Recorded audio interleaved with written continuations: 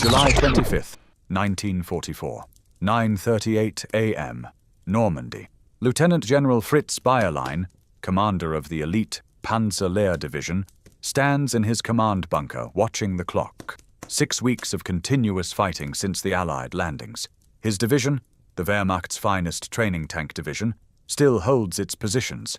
American artillery has just fallen silent. After weeks of constant harassing fire, silence. Strange. Suspiciously strange. In 60 seconds, Bayerlein will understand that this silence was the last thing his soldiers would hear before the earth turned into hell. But let's get one thing straight before the history books dry the ink on this chapter. What happened in the next few minutes wasn't just an artillery barrage. It wasn't just a bombardment. It was the mathematical annihilation of an entire division. It was the Industrial Revolution applied to killing. It was the moment when German military tradition, centuries of tactical genius, Prussian discipline, the best tanks in the world, collided with something it physically could not comprehend. How do you lose 70% of your troops in a single day? How do you turn a battlefield into the surface of the moon in 60 seconds? How do you break the minds of Eastern Front veterans who survived Stalingrad? Today, we're not just looking at a battle. We're conducting a forensic audit of the most devastating artillery method in the history of warfare. This is the story of the time-on-target technique, the synchronized strike. And this is the verdict that American industry delivered to the German army. Nail 1. The superiority trap, or why the world's best army went blind.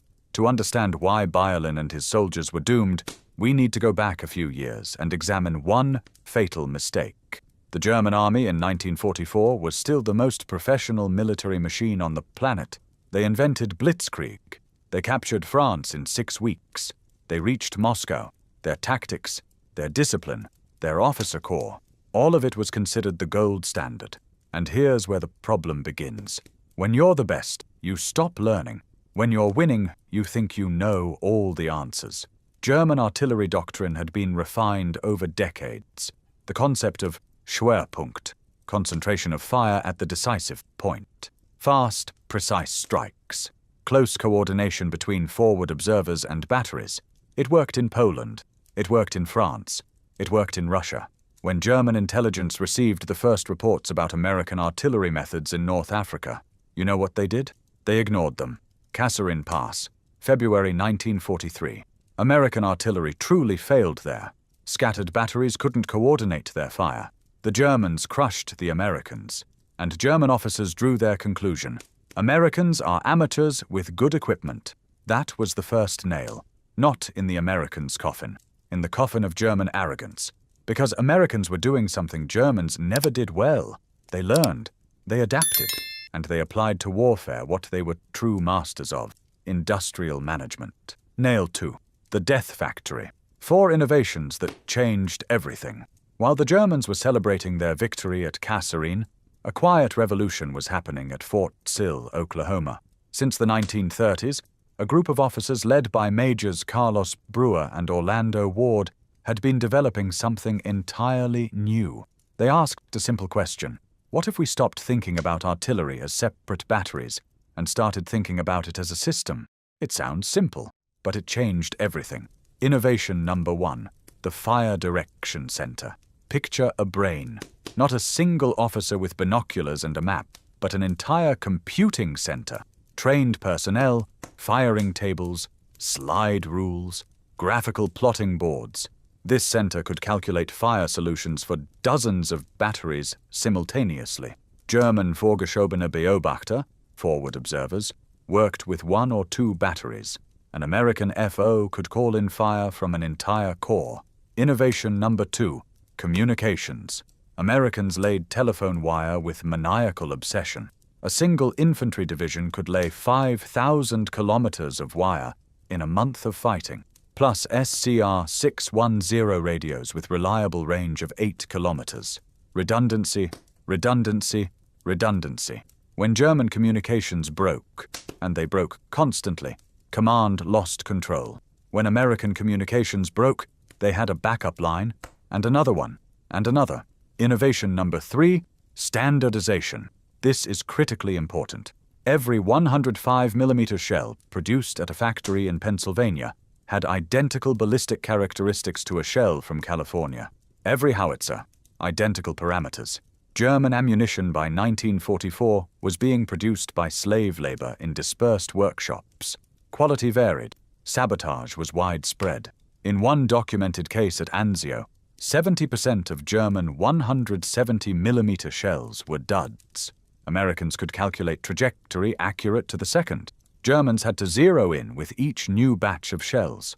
And innovation number 4, the time-on-target technique itself. Here's how it works. Say you have 20 batteries at distances ranging from 5 to 25 kilometers from the target. A 105mm shell flies for 23 seconds. A 155mm from greater distance, 31 seconds. A 240mm, even longer.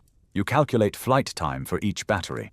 You give the command to open fire in reverse order, the farthest first, then the closer ones. And all the shells, hundreds of shells, arrive on target in 1 second. Not 1 minute. 1 second. Nail 3. The mathematics of annihilation. Why 1 second changes everything. Let's break down the psychology. The U.S. Army conducted a study called Troop Reaction and Posture Sequencing in the 1970s. They measured how quickly soldiers react to artillery fire. At the moment of the first explosion, 58% standing, 33% lying with cover, 9% just lying down. After 2 seconds, only 29% still standing, most already in cover. After 8 seconds, 100% in cover. Do you understand what this means? Traditional artillery bombardment is a warning. The first shell falls. Soldiers take cover. The remaining shells fall on empty positions. Time on target is an execution without warning. There is no first shell.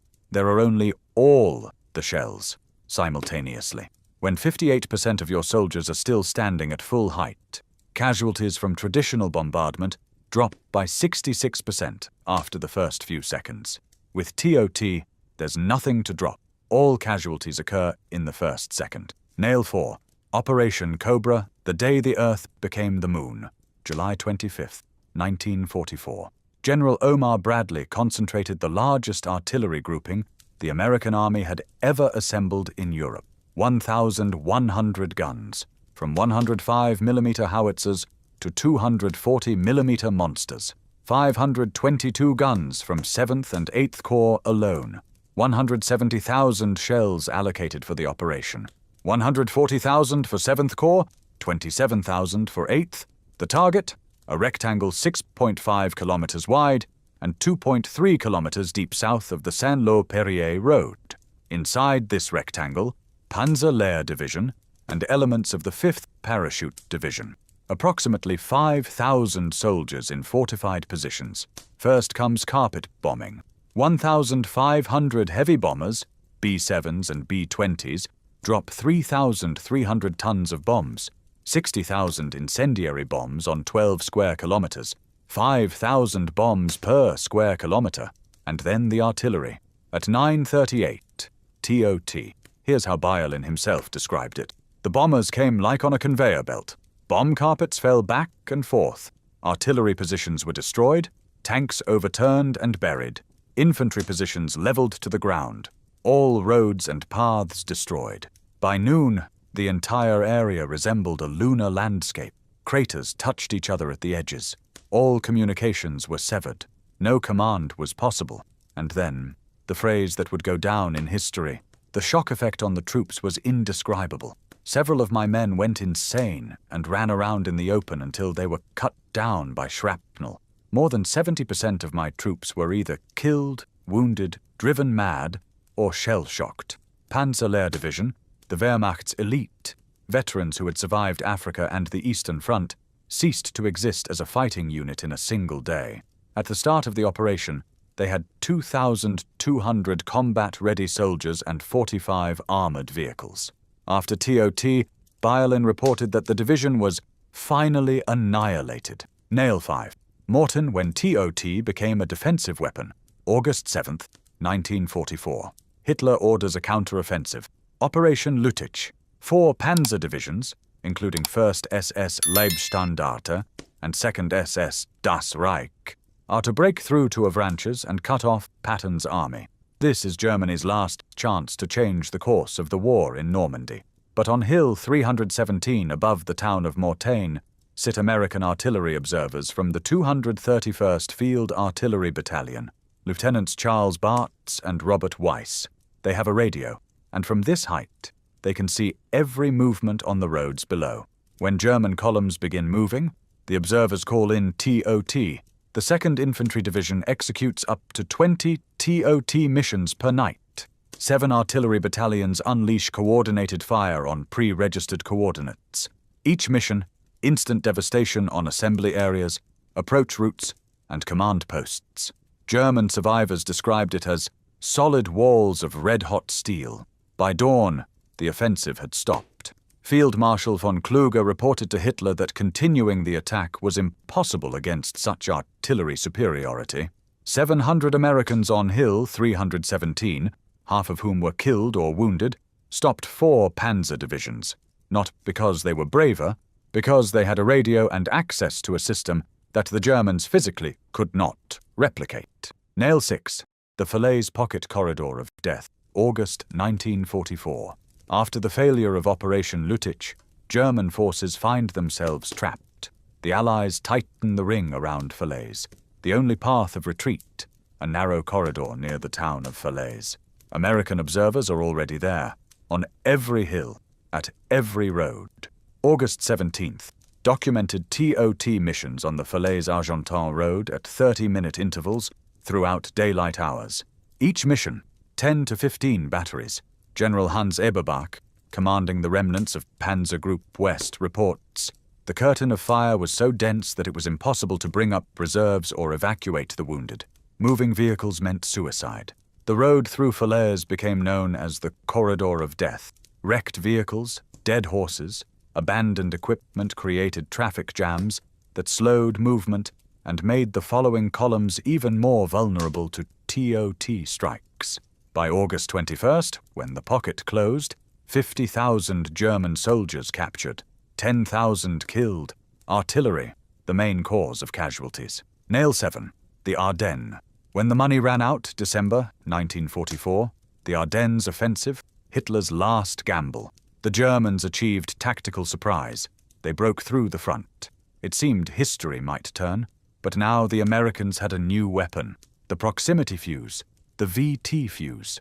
22 million of these fuses were produced during the war. They allowed shells to explode at optimal height above ground, 6 to 15 meters, creating a deadly rain of shrapnel that no foxhole or trench could protect against. When VT shells were included in TOT salvos, lethality increased dramatically. On December 19th near Dinant, the 2nd SS Panzer Division was caught by emergency TOT. 8 battalions calculated fire solutions in 4 minutes. The leading battalion of the column was destroyed in 60 seconds. General Patton later wrote, "The new shell with the funny fuse decided the Battle of Belgium. We caught a German battalion crossing the Sauer River and practically annihilated 702 men.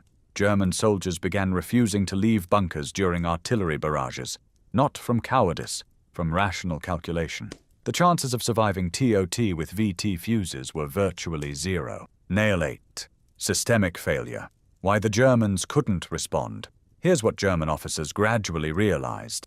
Time on target wasn't a tactical innovation.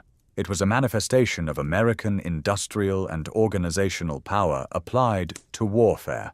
They understood the mathematics. They could calculate flight times, but they lacked everything else. Standardized ammunition. Their shells were unpredictable. Reliable communications. Their radio networks were constantly intercepted and jammed. Trained personnel. Americans trained more fire direction specialists in 3 years than Germany had in decades. Industrial base. American factories produced millions of shells per month. German ones couldn't meet even current needs. The largest German attempt at coordinated fire during Operation Nordwind in January 1945 involved 8 batteries. The spread in shell arrival time was 12 seconds, the American standard, plus or minus 3 seconds. This isn't a difference in technique, it's a difference in systems. Nail 9. Psychological collapse. When it's not the body that breaks, but the mind, German medical services documented unprecedented levels of what they called artillery trauma. Veterans who had endured hour-long Soviet barrages on the Eastern Front broke after 30-second TOT bombardments. Why? The instantaneousness removed all the psychological coping mechanisms that soldiers had developed over years of war. With traditional bombardment, there's a pattern, a build-up, a rhythm. A soldier can anticipate, prepare, find cover. His brain has time to switch into survival mode. With TOT, there's no build-up, no rhythm, no warning. There's only an instant transition from silence to hell. German field hospitals reported unique symptoms in soldiers who had survived multiple TOT barrages. Paralysis triggered by sudden sounds, inability to process multiple stimuli, deep fear of synchronicity itself.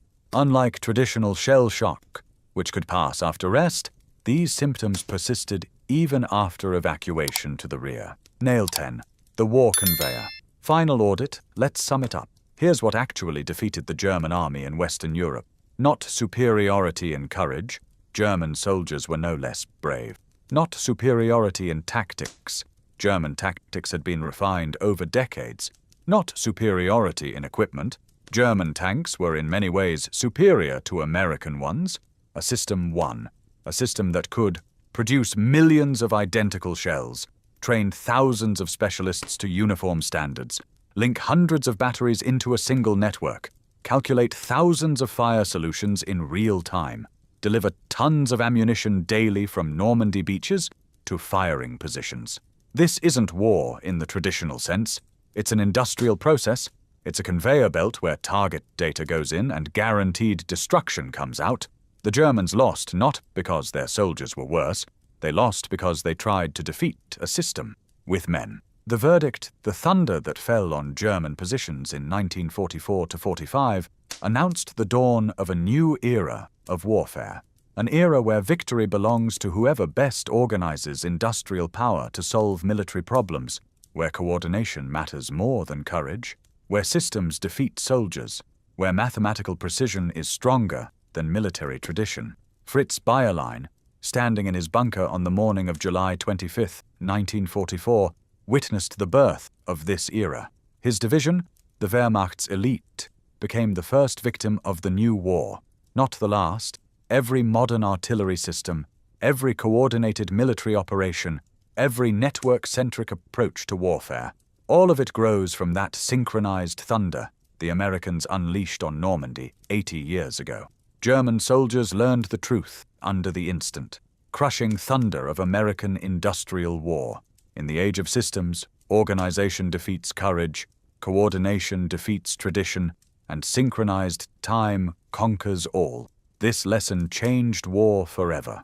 If you found this forensic deep dive valuable, subscribe to the channel. There are many more stories ahead about how systems defeat people, how mathematics rewrites history, and how technology changes the rules of the game. See you in the next episode. And remember, war isn't just about courage. War is about systems.